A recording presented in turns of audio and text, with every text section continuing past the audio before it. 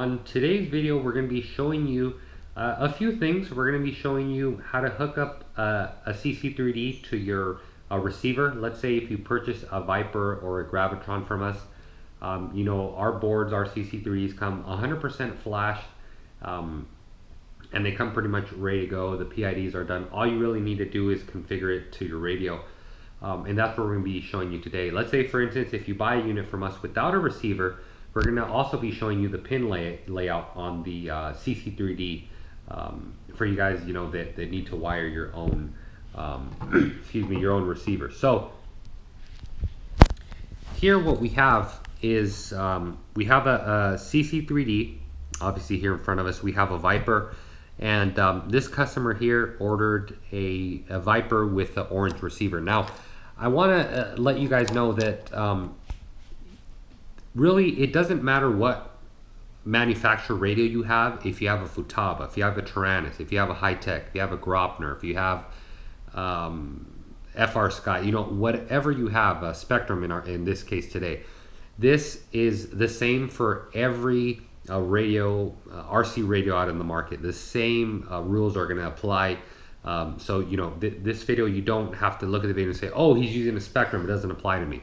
Everything I'm going to be giving applies to every radio manufacturer out there. So if you did purchase a unit with a receiver, obviously we sell units bind and fly, so this one already has a receiver on board.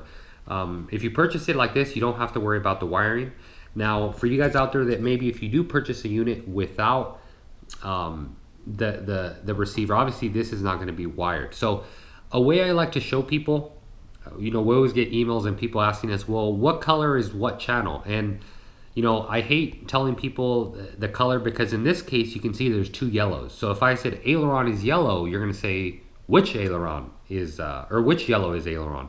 So the way we've come to learn it, and it's actually, you know, really easy, is here. Let me quickly plug in the battery to give you guys a better idea of what I'm going to be explaining. All right, so we got the battery already hooked up, and you can see here some LEDs, and you're going to see why I wanted to plug it in to show you guys this. So all the way to the left of the connector, we have two LEDs. Don't worry about the colors, don't worry about how they're flashing, that does not matter at all.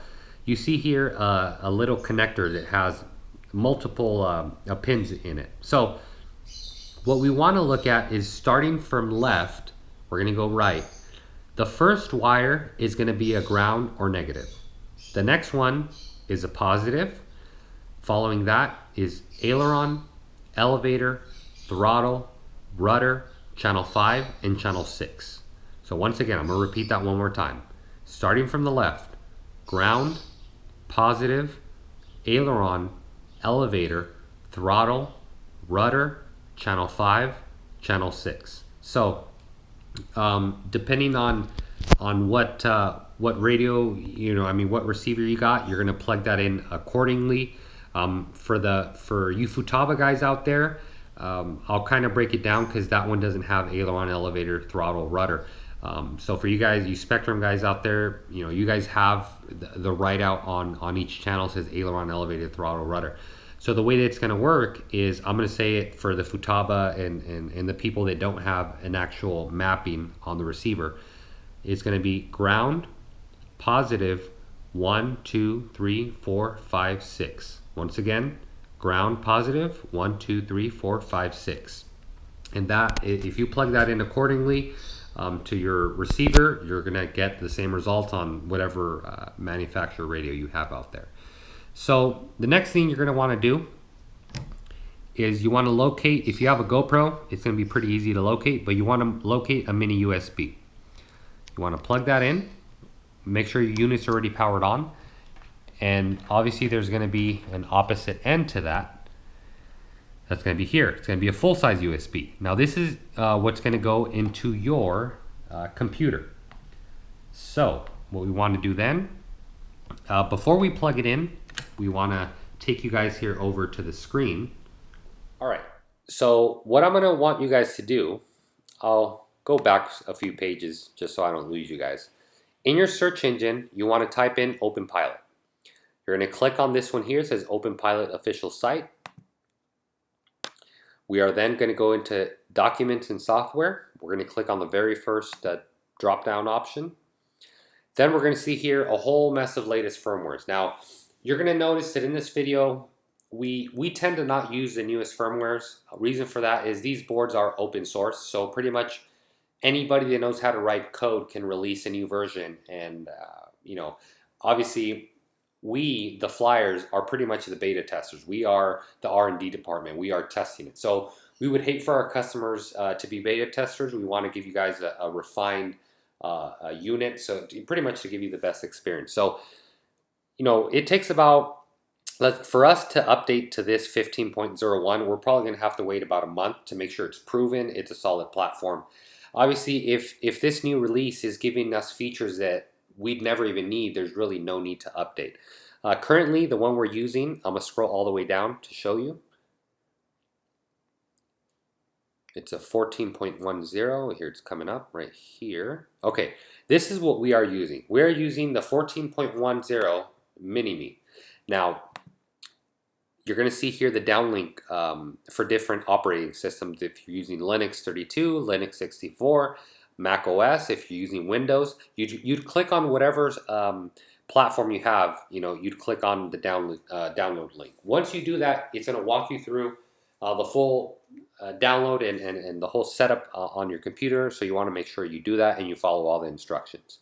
Once that is done, you're going to open up the Open Pilot ground control station here, and you're going to see this is the home page.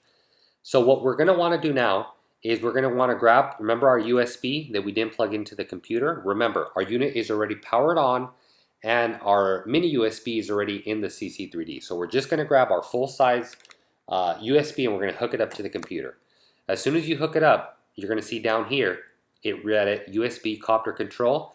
And then you see here some green lights, you see 2 yellows and 1 red. You don't really need to worry about that. What we can do now is go into this tab here. And you see here, I really like this about the CC3D. It tells you it's pretty much its health condition here.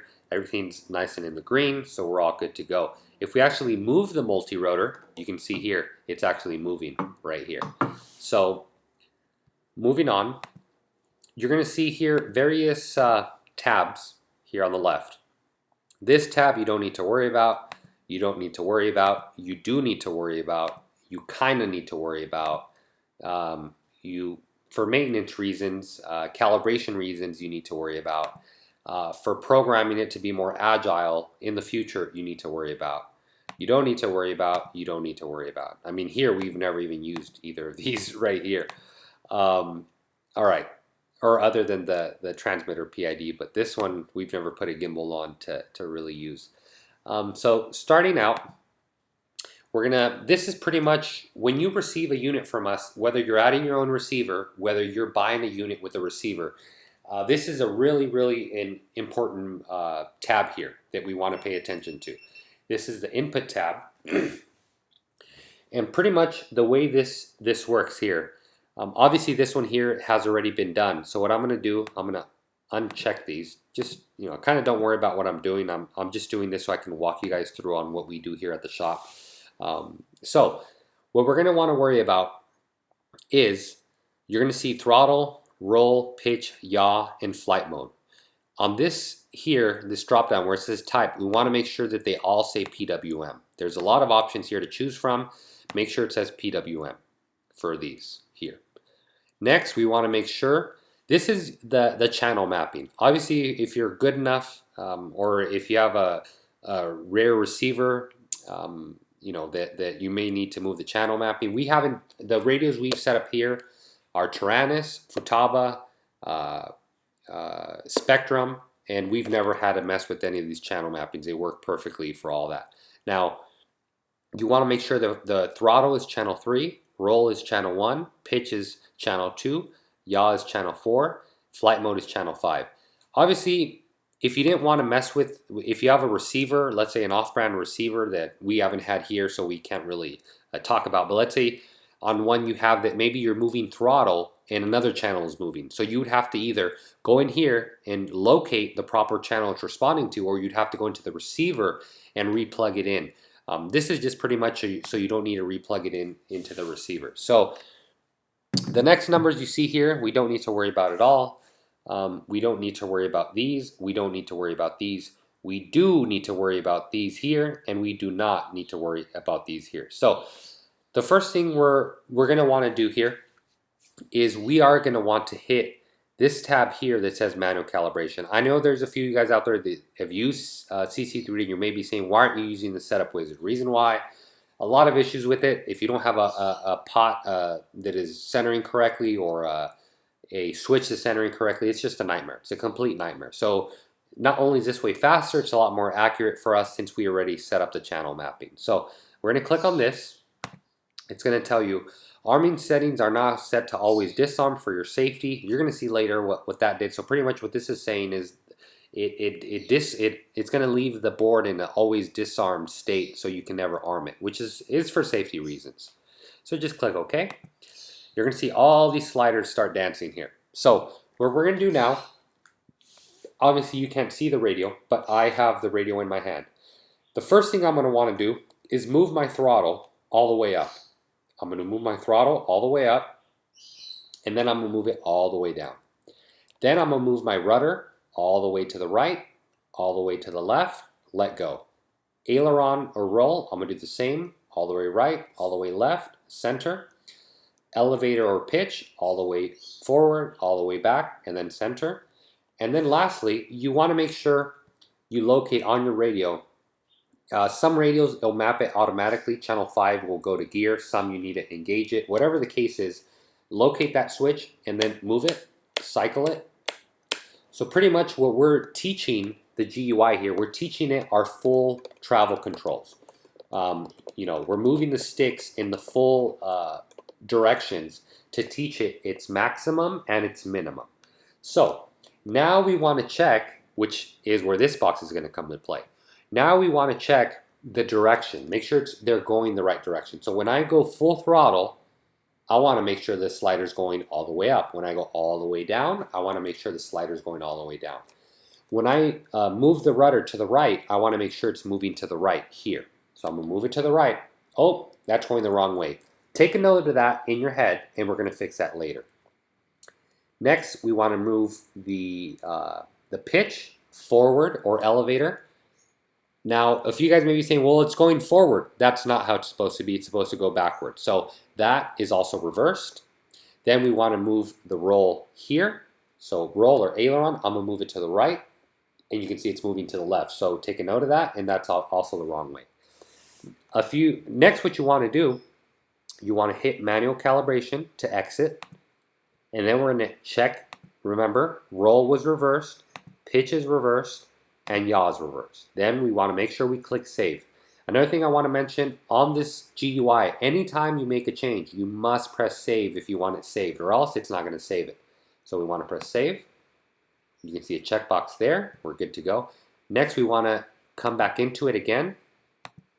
And here, I'm going to kind of rush through it as far as moving the sticks to the full corners, because obviously I already talked about that in the video. So now, we want to check it again. Throttle was correct from the beginning, so we don't need to mess with that. Rudder, I'm going to move it to the right. Perfect. Next, I'm going to move roll to the right. Perfect. I'm going to move elevator stick on my radio forward, and I want this to go back. Let's make sure of that. Perfect. Okay, now that's done, so we can exit here, and we're good to go. A few of you guys, more advanced guys, may be saying, well, instead of doing it here, can I reverse it on my radio? The answer is yes. You can reverse it on your radio as well, and obviously you wouldn't need to click save because your radio saves it automatically. So you can either reverse it here or reverse it in your radio. Now, if you guys saw what we did here, all we did is teach the flight controller that when I move my radio, when I move my aileron stick to the right, it's moving to the right. You know, if we don't do this, we're not syncing. I like to call it syncing the radio with the flight controller. That's really all we did here. Now, the next option you're going to see here is flight mode switch. We want to go there. So you can see I'm going to be toggling my gear switch, which remember is here. I'm going to be toggling that on my radio. So let me move it. Okay, you can see there it went to position 3, which is stabilized 3. Moved it all the way down, and now it's in stabilize 1. Now, if you wanted to reverse the way that switch works, obviously we can't do it here. There's no more checkboxes. So we would need to go into the radio and reverse that if you want it to be, if you want up to be down or down to be up, whatever the case is. You don't need to worry about any of this. Later we're going to be having a more advanced video on what these do. Obviously, just to give you guys a quick brief little thing on what this is, stabilize 1 corresponds to this line here, stabilize 2 corresponds to this, and stabilize 3 corresponds to this. And there's a whole drop down and a whole mess of confusing things, which later we're going to go into detail about. So really all we need to look at is just make sure it's responding here. You can see there. It's on a 2-position switch. If it was on a 3, obviously it'd go 1, 2, 3, and then 3, 2, 1. So right now it's just going from 1 to 3 because it's a 2-position. Next, this is very important. In this menu, you will not be able to arm your unit if you do not do this. Because I don't know if you guys remember earlier, but when we clicked here, it said for safety reasons, it was going to always disarm it. So what we want to do, if you purchase a unit from us, you're going to notice the way they ship out of here is yaw right. So that's how you arm it. If you guys out there maybe want yaw left or pitch forward, pitch back, roll right, roll left, if you want to put it on an accessory to arm it, you can do that, but that's a little bit more advanced. The way we arm it is yaw right. So you want to click that, and remember guys, save. You get the checkbox, perfect. Now, don't worry about this number. All we did here is just tell the unit what stick input we wanted to arm. So next we're going to go here. And you're going to see, right now, I'm going to move my rudder on my radio to the right, and let's see if it arms. We're going to pay attention to this here, right here. Armed. Perfect. Now, you can probably hear the I don't know if you can hear in the audio, but the motors have already armed right now. So I'm going to disarm it.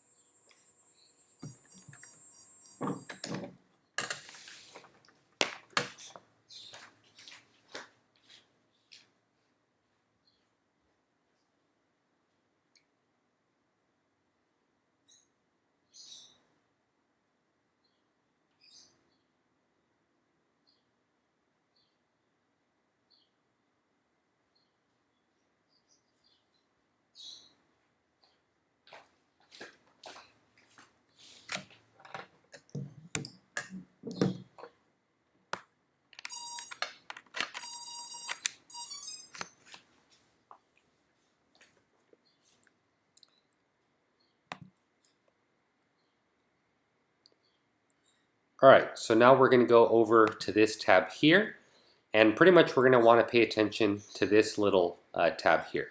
So right now I'm holding my radio. I'm going to move my rudder stick, because that's what we assigned it to the right. Because remember, we told it yaw right. So I'm going to move it to the right, and let's see what that box does. Armed. Perfect. I don't know if you guys can hear that in the audio, but the motors are spinning. If I throttle up, they're responding perfectly. And now, to disarm it, I move it to the opposite. So I would do rudder left.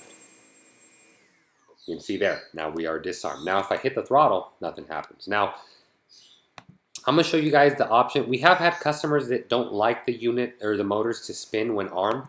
And I'm going to explain why we do that. The reason we do that is, let's say one day you go flying and you're done flying, you land the unit, and you walk up to the unit. Remember, you forgot to disarm it, and the motors don't spin when they're armed, so you have no idea that the unit's still armed. Let's say you put the radio down, and accidentally with your knee, you hit the throttle, and it goes full throttle right into your face, cuts you up. Pretty much, it's not a good day for you. You know, there was no way of you knowing the unit was armed or disarmed because the motors do the same exact thing. So that's the reason we have the motor spin when armed, and that option is right here. You can see the option, motor spin at neutral output when armed and throttle below 0. Be careful. So I'm going to show you what happens when I uncheck that. Remember, press save. I'm going to go over here. Pay attention to this box here. Now I'm going to arm it. Armed. You can see the system is armed and the motors are not spinning. So, you know, let's say if I had the radio down on the ground and I accidentally hit full throttle, listen to what the motors do. That would not be a good day for me at all. You know, with these props spinning at the RPMs they spin at, it would not be a good day. And disarming it is the same way here. So disarm left. So If you guys do or do not want the motor to spin when the unit's armed, you're more than welcome to uncheck this box. But like I said, we highly recommend you leaving it checked. Like I said, really for safety reasons. Now, another thing I want to mention to you guys, if you have a unit out there, sometimes these motors are high kV, so you may have what we call cogging. What cogging is, it's the motor pretty much jittering and kind of not starting up when you arm it. Really, all you're going to need to do is, let's say if it's motor 1 causing the issue, then you'd move the slider on motor 1 just a tad bit higher. If it's motor 2 doing it, 3 or 4, the same would apply. And when you're done, you'd hit a save. Now, I'm going to quickly show you here. This is test output. So what this is going to do, it's going to be a live output to the motors. So if I click that and press yes, the motors have started spinning. So if I go full throttle on motor 1, it's going to go 100% throttle. If I shut it off, it's going to go 100% off. But I'm just going to set it where it was earlier, which is right about there. You can hear all the motors idling here. You know, you can check them all. Obviously, guys, when doing all this, you want to make sure your props are off the unit, obviously for safety reasons as well. Let me press save here before I forget. But yeah, for safety reasons, you know, last thing we want is people getting hurt. You don't need to worry about any of this up here. Like I said, that's only if you ever want to increase your idle speed, if you have a motor cogging. Typically, they cog because the RPM is too low, so you just need to increase that right here. Like I said, on whichever motor that is. So that pretty much concludes everything on today's video, guys. I know it was kind of long, but I really try to cover as much as I could. I know when I was first starting off with CC3Ds, I would have loved for someone pretty much to cover everything, because there's a lot of videos out there that cover everything, but a lot of the times they cover stuff that really have no importance to us. So I believe I covered everything that really matters to you when purchasing one of our units. So like I said, that's really all you need to worry about. Another tab I want to show you guys here is when you first receive your unit, I highly recommend, if you are going to make any changes to it, that you go into click here where it says File, Export UAV Settings. What that's going to do, it's going to export all the PIDs we have pre-programmed onto your unit. So if you ever do mess with them and want to go back to the defaults, you have them. This is the Advanced tab for the PIDs. You don't need to worry about these. The only tabs you need to worry about are the attitude, which is self-level, and the rate, which is non-self-level. So if you want it more aggressive, you'd increase that slider. If you want it less aggressive, you decrease that slider. Same for the yaw or the rudder. You can decrease it or increase it later as you get better. Another tab I mentioned I was going to cover is this tab here, the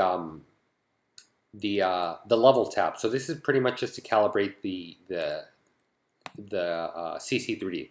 So if ever you set your unit down on a level surface and you see it's like this, obviously it needs to be recalibrated, or maybe if it's like that. Typically, if you have a hard crash, or I like to do it once a month, just hit the calibration and do not move the unit. Make sure it's on a level surface as possible, and do not touch the unit until this is done. Once it's done, you're going to click save, and that's pretty much it. If you do happen to, because like I said, you're more than welcome to download the newest version, you know, here. It's typically not going to erase your PIDs. If it does erase them, remember we did save them, so it's no big deal. But if you do happen to update, you're more than welcome to do it. You can update that. But always be sure when you're updating and you're going through the whole configurator, which we'll cover in a separate video, be sure, let me locate it, be sure that the yaw is set at 90 degrees. If you purchase a unit from us, you're going to notice that the arrow is pointing to the left, so it's offset 90 degrees. If this is at 0, you're pretty much not going to have a good flight on your first flight. The way to check that is go into this tab here, Flight Data, and right now tilt the unit forward, it goes forward. I tilt it left, it goes left. So that tells me that the board is responding properly. If it wasn't, I would just correct it here in the offset. If I have it 180, I would just put 180, or negative 90 would be to the right, and so on and so forth. So that's pretty much it, guys, on today's video. Hope you guys found everything today useful. If you have any questions, feel free to leave them in the comments below. You can also email us, dronepros@gmail.com. Also, be sure to subscribe to our video, guys. You know, that's how we're able to bring out a lot more useful, not only flight videos, but also how-to videos like we did today. I really thank you guys for watching. If you guys are interested in purchasing one of our units, you know, we have a lot of units out there. The beauty of purchasing them from us, we do all the PIDs. As you see, the whole CC3D board is already programmed. All you really need to do is on this menu here, just calibrate it to your radio. And that's pretty much it. So as always, guys, thanks for watching. Till next time.